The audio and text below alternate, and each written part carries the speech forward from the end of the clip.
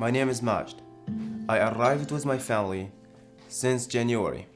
We came to Canada to rebuild our future again, to rebuild our life again after we lost everything. We saw family member and our friend die in front of us. We saw our city and our home destroyed. I wish I could forget all of these memories, all of these images which every night it's on my head, every day. I cannot begin to describe what it is to witness too much loss of life and distractions. I will never be able to forget. Since the miserable day we settled here, not one person has come to welcome us. They're all coming now. No one has invited us. This country knows nothing of hospitality. Every girl in the region will be coming to dance, and some will be beautiful. No one is beautiful here. Their skin is too white. They all look like boiled potatoes. Your story at all? Do you find the women ugly here? No, at all. No. I'm not like this is part. I'm not agree with it with you. Well, he started speaking English in January, which is astounding to me. The courage that it takes for somebody who's only been speaking English less than a year to come out and decide to be in a play, doubled with the fact that he's never been in a play before, it really is incredible. And why are you not homesick at all? Why don't you ever grieve for my father? Hey, I will talk on behalf of my dad because his English is not perfect. So this is my dad. His name is Taufik, and he's a professional carpenter. Back home, we had our construction company, and he was a manager. We own this company. We were building houses, doing furniture. So we own this company. And this is my mom. Her name is Rabia. Back home, she was teaching a little girl how to sew, and she was a teacher teaching like what grade is it? 10. Sorry, 8. It's grade 8 and grade 7 in math. And this is my sibling. I am Majd Al Zhouri. I'm studying in Dr. J High Girls School grade 10. I'm playing soccer player. I played with Celtics team this summer, and I'm busy with my study.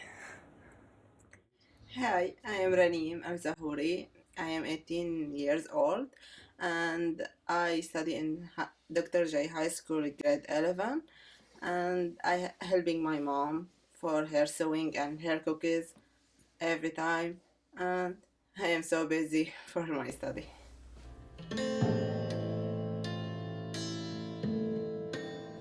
In July 2011, residents of our city homes started to demonstrate against the government and security forces. We were all angry about what's happening in south of Syria. Some of the children had been arrested because they wrote slogans on the wall against the government, against the president. We started with peaceful protest. We chanted for freedom and dignity. We called for an end to corruption. We held up roses, not guns. We fired words, not bullets. But the security forces, they didn't like that, and they started to hunt us and shoot us. Early on in the war, we decided that my mom and my siblings should to leave the city to my grandmother's city, where it was a safer place, while my dad and I stayed in the city to take care of our house and our businesses. One day, the army surrounded the city, and the soldiers will shoot or arrested anyone trying to get in or outside the city. We were all terrified from that. 15 days later, the army started a major campaign to enter the city. There were a lot of airstrikes, bombs, and missiles. About 18 hits per minute.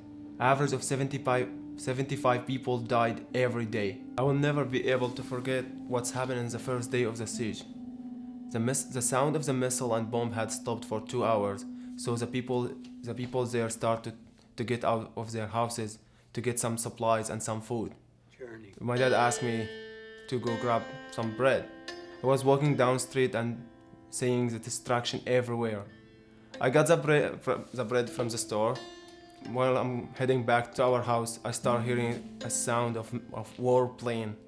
It was coming closer and closer until I saw the warplane had dropped a big bomb which was going toward our house. And I knew my dad was there. I was thinking to go and tell him to get out, but I didn't have time. So the bomb exploded inside the house. It was a very huge crash. The dust and shrapnel had covered all the entire place. I started running toward our house, and the only thing I could think about whether my dad's still alive or not. I got to our house and I started looking for my dad. I was screaming, "My dad, my dad." I was looking for him everywhere. I could not find him until I heard voice. He's saying, "I'm here, Majd." I started following the voice, and the voice was coming from the pile of rubbles. It used to be our house. And then the people started to appear, and they helped me to find my dad. And then we took my dad to the hospital, and he has some wound. So the doctor stitched his wounds, and we could return back to the house in same day. Then when we got to the house in same night, I realized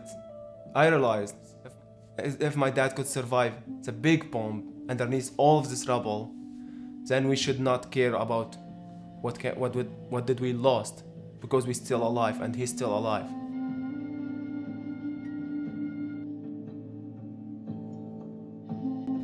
I saw a lot of horrible situation. I saw a lot of friends, they die in front of my eye. It's a very, very dirty war there. I would call it a very dirty war because the people who is dying is not the people who is fighting the government. I'm going back. There's nothing to go back to. I'll find my father. If he's a prisoner, I'll free him. If he's dead, I will avenge him and take back our pastures. You'll find no trace of him or of our land. You will marry here, and that will root you in this country.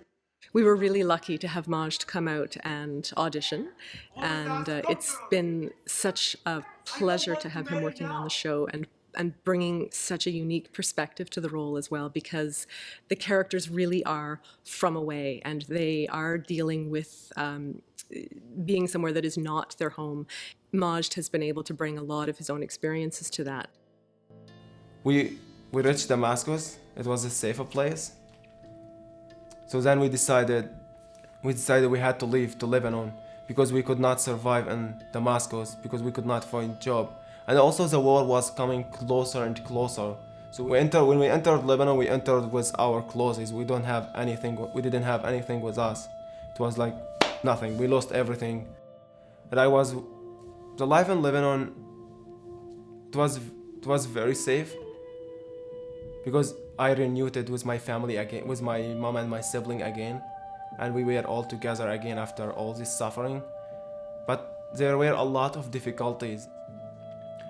So we spent 3 years in Lebanon of surviving just to live day by day. We didn't have any plans for the future. So when we get the opportunity, we thought this is our chance to rebuild our future again. After 3 long years waiting in Lebanon, finally they arrived in Halifax, where they were met by members of SAFE and brought to their new home in Antigonish. There we met all the SAFE member, and we had a very, very good welcoming from them. It was very warm welcoming. And I was very impressed about how organized this group. There was special person for medical, person to find car for us, special person who helped my dad to find job, and she helped me to find job. So for everything we need, there's specific person. So at the beginning, I was worried about the English very much, but then few months later, when I started, I see my English is improved day after day, and I see all these people is very happy to help me with the English. So I'm not worried anymore. English instruction for all the Syrian families in the area is organized by a kala, Antigonish County Adult Learning Association.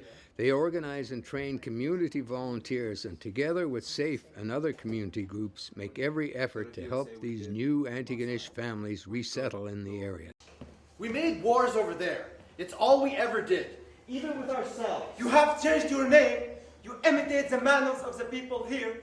You forget where you came. So I'm so happy because I came to the small town. العالم من بعضها بهالحالة هون أنا ما ضل عندي She صار عندي said وقت. like she was very happy for us, for the family, but on another side, like she was missing her family a lot. She missing her sisters, her brother, because she has a very big family. And she was feeling alone and she was homesick a lot, and she was like sometimes she was crying. Now she have table in the farmers market, and so she is very busy, like because during the week she is cooking the cookies, and she will have her sewing work. Now she didn't forget, but like it's much better. My dad, he would like to build his company again. He was working with bird construction, and so now he's working to build his company, because we would like to bring our culture and make something special for them here. I was so happy to come to Canada. When I went to research in the Google, I find it's so cold, snow a lot. You will have big muscles when you are shoveling a lot. And I said, oh my God, I like to build a snowman even when I was little. And one day, I met the Prime Minister Justin Trudeau, and this is a picture of me and my brother. I was happy to see him because I had never seen our Prime Minister in Syria. Yeah. Miss for your friend in Lebanon, when I do my friend in Lebanon and my cousin, and in Syria when I miss him a lot, and yeah, it's hard to live far away from them. Amir, we're in a new country now. It's a good idea to have more money than you want. Furniture is the future. Our own country is in ruins, and all you can think of is making furniture this way. We made wars over there. It's all we ever did, even with ourselves. You have changed your name. You imitate the man. You're stopping, right? I've been through all of his experience. My character, his name is Amir. His experience is my experience.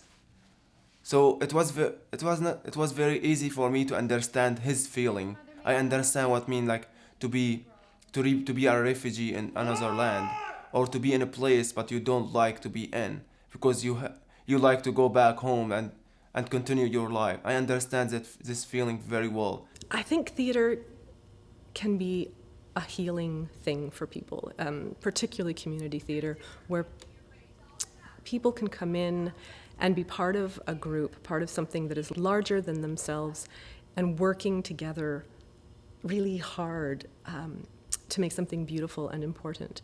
And Majd said to me that when he steps in through the doors of the theater, the rest of the world disappears.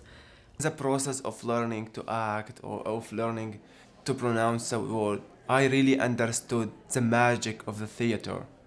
The magic of the theater, like, it's a place to be far away from all the problem, all the conflicts in your life, to go like to your rehearsal, to open your mind, to throw everything out.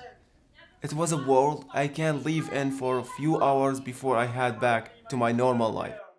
It is a magic. I searched and I found! I knew I could find! You!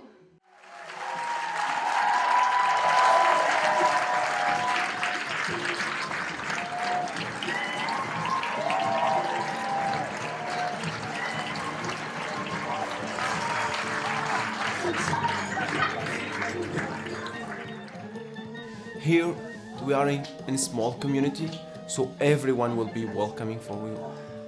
All the community is like a teamwork. They all work to help you, to rebuild you again. I can't describe for you what is. So we really felt we are with our family again, with our relatives again.